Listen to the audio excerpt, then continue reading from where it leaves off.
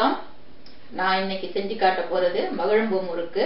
South Indian வீட்ல எல்லாருக்கும் இது ரொம்ப பிடிக்கும்.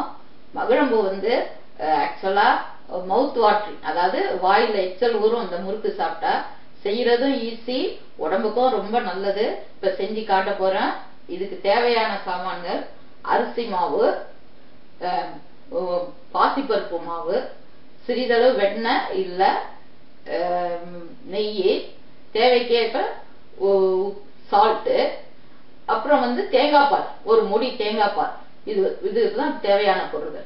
இப்போ நான் வந்து முதல்ல பாசிப்பருப்பு, முழு பாசிப்பருப்பை எடுத்து வானலியில வறுத்துக்க. ஒரு வாசனை வரும், அது வறுக்க ஆரம்பிக்கிறப்ப சும்மா ஒரு 5 மினிட்ஸ்ல இருந்து 7 மினிட்ஸ் வறுத்தா அது வந்துடும். அத அப்படியே ஆற வைக்கணும். ஒரு 5 மினிட்ஸ் ஆற வச்சுட்டு மிக்சியில அதை அரைச்சுக்கணும். நல்ல பவுடர் வரப்படி அரைச்சுக்கணும். வறுத்த பாசி பருப்பை மிக்சியில நல்லா அடிச்சுட்டு அது நல்லா மாவா பவுடர் பண்ணிக்கணும். அது பவுடர் பண்ணோன்னா அதை எடுத்து ஒரு ஜல்லடையில போட்டு ஜலிச்சிடணும். இப்ப நான் தளிக்கிற மாதிரி ஜலிச்சிடணும். இது சாதாரண கொஞ்சமா செய்யறதுக்கு இந்த மாதிரி பண்ணிக்கலாம். இல்லைன்னா மிஷின்ல 4 பங்கு அரிசியும் 1 பங்கு பயத்தம்பருப்பு நல்லா வறுத்துட்டு அதை மிஷின்ல கொடுத்தோம் அரைச்சிக்கலாம்.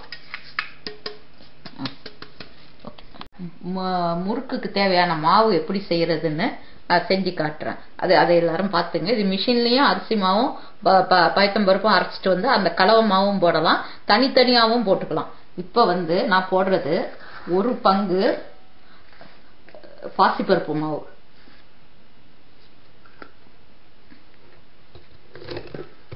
4 பங்கு அரிசி மாவு,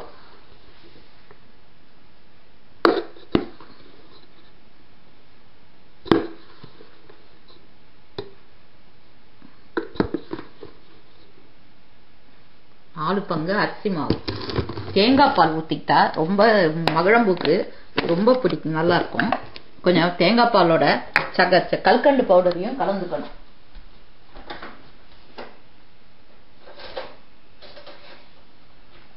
இதோ தேங்காய் பால் எடுத்து வச்சிருக்கேன். ஒரு மூடி தேங்காய் பால் எடுத்து வச்சுக்கணும். கொஞ்சம் கல்கண்டு பவுடர் அதை போட்டு மிக்ஸ் பண்ணிக்கலாம். தேங்காய் பால்ல மிக்ஸ் பண்ணிட்டு அந்த தேங்காய் பாலை கொஞ்சம் இதுல விடணும். மாவுல தேங்காய் பால் போட்டு ரொம்ப நேரம் வெளியில வைக்க கூடாது, வீணா போயிடும். கொஞ்சம் வெண்ணெய் போடலாம். வெண்ணெய் போட்டா வாயில எச்சல் ஊறும். அப்புறம் தேவையான அளவு சால்ட் அதுக்கிட்டு போடணும். சால்ட் தனியா அப்படியே தூவினா எல்லா இடத்துலயும் படாது.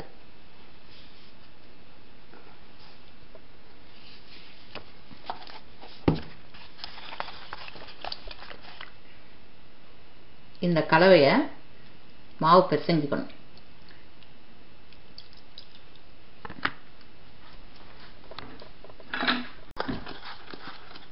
மாவு நல்லா கலக்கணும். இதுல எள்ளு இருந்தா எள்ளு கூட போடலாம். எள்ளு போட்டா நல்ல வாசனையாவும் இருக்கும். இந்த முறுக்கு டேஸ்டியாவும் இருக்கும், தூக்கி காட்டும் வாசனைய. வெள்ளை எள்ளு போட்டு நல்லா கலந்து நல்லா மை போல பிசைஞ்சுக்கணும். அப்பதான் முறுக்கு புளியறப்ப சீரா வரும்.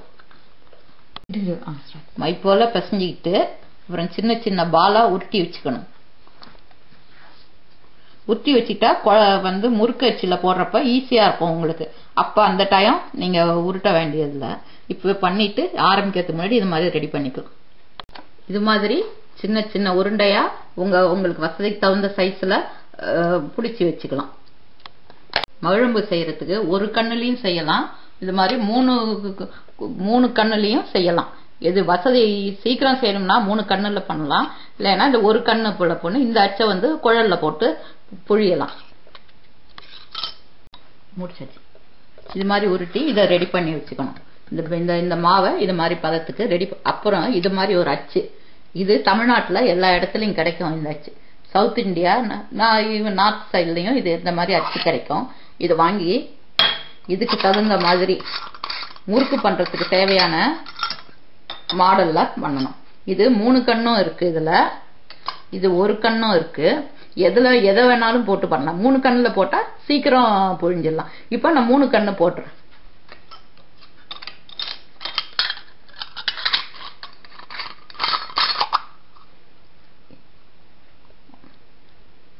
சின்ன வாணலியில எண்ணெய் வச்சிருக்கேன். அவங்கவுங்களுக்கு பொரிக்கிறதுக்கு வேணுங்கிற எண்ணெய் யூஸ் பண்ணிக்கலாம். நான் இப்ப ஆலிவ் ஆயில்ல நான் யூஸ் பண்றேன். ஆலிவ் ஆயில் தான் இப்ப டாக்டருங்க நிறைய பேர் சிபாரிசு பண்றாங்க. அதனால ஆலிவ் ஆயில்ல நான் செஞ்சு காட்டுறேன். சனோலா யூஸ் பண்ணலாம். அப்புறம் ரைஸ் பிராண்ட் ஆயில் யூஸ் பண்ணலாம். எது வேணாலும் அவங்கவுங்க வசதிக்கேற்ப யூஸ் பண்ணிக்கலாம். புகை வரப்படி ஒரு 5 நிமிஷம் அப்படியே வைக்கணும். நெருப்புல தணல் அப்படியே இருக்கணும். இப்பொழுது இந்த உருட்டி வச்சிருக்கிற மாவை எடுத்து அச்சுல போடுறேன். தேவையான அளவு போட்டுக்கலாம். அச்சில போட்டு புழிய போறேன். இப்ப சரி, இப்பொழுது எண்ணெய் சரியான பதத்திற்கு வந்துள்ளது. நம்ம எண்ணெய் காஞ்சிட்டான்னு சும்மா ஒரு துளி மாவு போட்டோம்னா அது நல்லா பொரிஞ்சு மேல வரும். இதுதான் சரியான பதம் முறுக்கு செய்யறதுக்கு ஆரம்பிப்பதற்கு.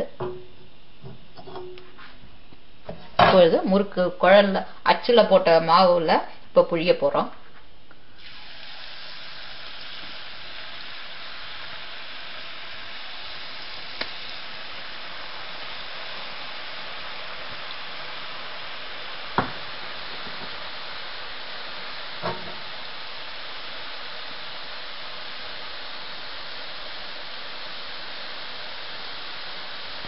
இது சிறிது பொரிச்சதுக்கு அப்புறம் திருப்பி போடணும். நல்லா 2 பக்கமும் வேகிற மாதிரி.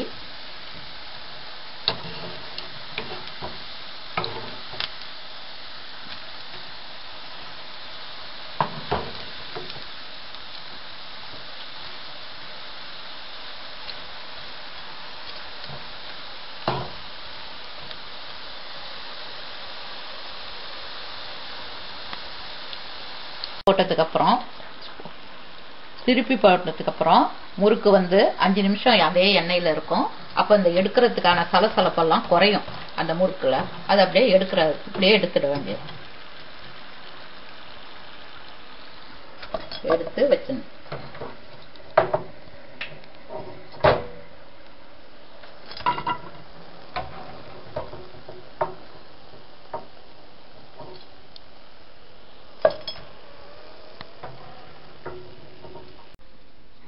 இந்த மாவு உருட்டுறப்பயே கொஞ்சம் வெண்ணெய் மாதிரி வரும். அதுதான் சரியா முறுக்கோட பதம். பிசைறப்பே நமக்கு தெரியும் முறுக்கு எப்படி வாயில எச்சல் ஊறுதுன்னு நமக்கு தெரியும். இப்ப மறுபடியும் புழிய போறாங்க.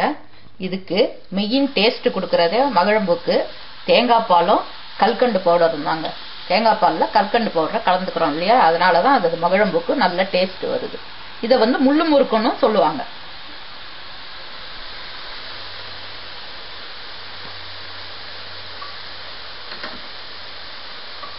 இப்படிதாங்க வரும் முள்ளு முறுக்குங்கிறது. மகிழம்பூ முள்ளு முறுக்கு ரெண்டுமே ஒண்ணுதான். இந்த மாதிரி முறுக்கு வரும். அதை எடுத்து இப்படி வச்சுக்கணும். இது ரொம்ப செய்யறது ரொம்ப ஈஸியான மெத்தடு. வீட்டிலே செய்யலாம். இது 15 நிமிஷம் ஆகும். சாப்பிட்றதுக்கே 15 நிமிஷத்துக்குள்ளே எல்லாம் செஞ்சு நம்ம சாப்பிட்டுடலாம். தேவையான பொருட்கள் மறுபடியும் சொல்றேன். நீங்க எழுதி வச்சுட்டு எப்பவும் வீட்டுல கெஸ்ட் வந்தாலும் செய்யலாம். ஒரு பண்டிகைக்கு செய்யலாம். எல்லாத்துக்குமே செய்யக்கூடிய ஏற்ற முறுக்குங்க இது. இதுக்கு தேவையான சாமான்கள்: அரிசி மாவு 4 கப், பாசிப்பருப்பு மாவு 1 கப், வெண்ணெய் கொஞ்சம், 1 டம்ளர் தேங்காய் பால். அதுல தேங்காய் பால்ல கல்கண்டு பவுடர் மிக்ஸ் பண்ணிக்கலாம். கல்கண்டு பவுடர் இல்லாதனா வெறும் சுகரும் போட்டுக்கலாம். தேவையான அளவு உப்பு, சிறிதளவு வெண்ணெய். இது எல்லாத்தையும் மாவுல எல்லாத்தையும் கலந்து ஒரு முறுக்கு மாவு தேவையான பதம் செய்யறப்ப வெண்ணெய் மாதிரி அந்த மாவு இருந்தா முறுக்கு நல்ல பதத்துல வரும். சிறிது எள்ளையும் ஆட் பண்ணிக்கலாம் இதுல போட்டு. இதுதான் முறுக்கு செய்யற மாவு. இதுக்கு வெள்ளை எள்ளு யூஸ் பண்ணா ரொம்ப நல்லா இருக்கும். இதுதாங்க செய்யும் முறை.